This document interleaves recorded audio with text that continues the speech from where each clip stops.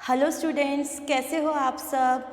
Last video में हमने discuss किए थे कुछ इम्पोर्टेंट टाइप्स ऑफ वेक्टर्स।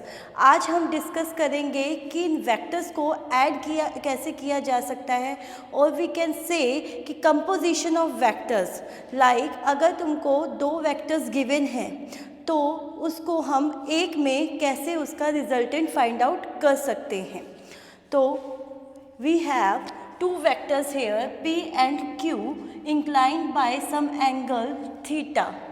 तो इन दोनों वेक्टर्स का कंपोज करके एक हम रिजल्टेंट वेक्टर फाइंड आउट करेंगे, और वो हम फाइंड आउट कर सकते हैं by using simply this formula, that is the p square plus q square plus 2pq cos theta under root. This gives the magnitude of resultant vector, and जो ये beta है that is the angle, this gives the direction of resultant vector from the horizontal direction, and it is given by tangent beta q sin theta upon में p plus q cos theta. तो by using simply these two formula we can find the magnitude and the direction of the resultant vector. Now here we discuss some special cases for find the resultant when the two vectors like an angle 0, 180 degree and 90 जो हम direct use कर सकते हैं।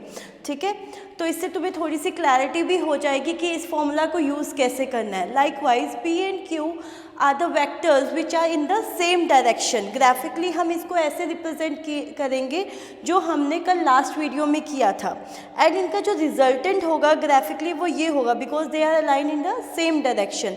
इन formula से हम इसको कैसे calculate कर सकते हैं, p square plus q square 2pq cos theta की जगह हम 0 लिखेंगे, and we know that cos 0 is 1। तो p square plus q square plus 2pq, and we can write it as the p plus q का whole square, and p plus q का whole square under root is p plus q। अगर हम इसकी direction find out करना चाहते हैं कि resultant किस डायरेक्शन में है, तो टेंजेंट बीटा की हेल्प से हम इस फॉर्मूला की हेल्प से कैलकुलेट कर सकते हैं। साइन 0 कितना होता है, 0, तो tangent beta is equal to में 0, and it gives beta equal to 0। मतलब जो रिजल्टेंट है वो सेम डायरेक्शन में होगा जिस डायरेक्शन में p vector and q vector हैं। Next case is p plus q are in opposite direction. Opposite direction का क्या मीन है कि जो इनके बीच में एंगल है वो कैसा है, 180 डिग्री है, एंड जो रिजल्टेंट आएगा वो कुछ कम वैल्यू आएगी देन द p, जो ग्रेटर होगा उससे कुछ कम वैल्यू होगी। देखिए इधर फाइंड आउट करते हैं with the help of these two formulas. अगर मैग्नीट्यूड फाइंड आउट करना है तो हम फर्स्ट वाला फॉर्मूला अप्लाई करेंगे, दैट इज cos 180। cos 180 कितना होता है, -1, तो ये किसका फॉर्मूला बन गया, p माइनस क्यू का whole square, and we get the resultant का magnitude is p minus q. Similarly for the direction using this formula, and sin 180 is 0 again, तो बीटा क्या आ जाएगा, एंगल इज 0। अब डायरेक्शन कौन सी होगी रिजल्टेंट की, जो वेक्टर बड़ा है। ठीक है, अगर हम कंसीडर कर रहे हैं कि p vector is greater than q, then जो रिजल्टेंट की डायरेक्शन है वो अलोंग p डायरेक्शन होगी।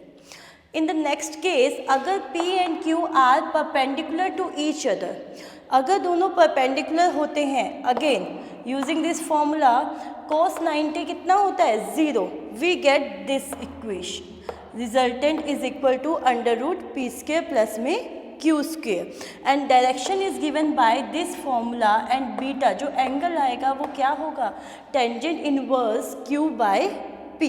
तो इस तरीके से हम क्या कर सकते हैं, दो वेक्टर्स को ऐड कर सकते हैं, वो चाहे किसी भी एंगल पर इंक्लाइन हो, हम उनका रिजल्टेंट फाइंड आउट कर सकते हैं। Thank you.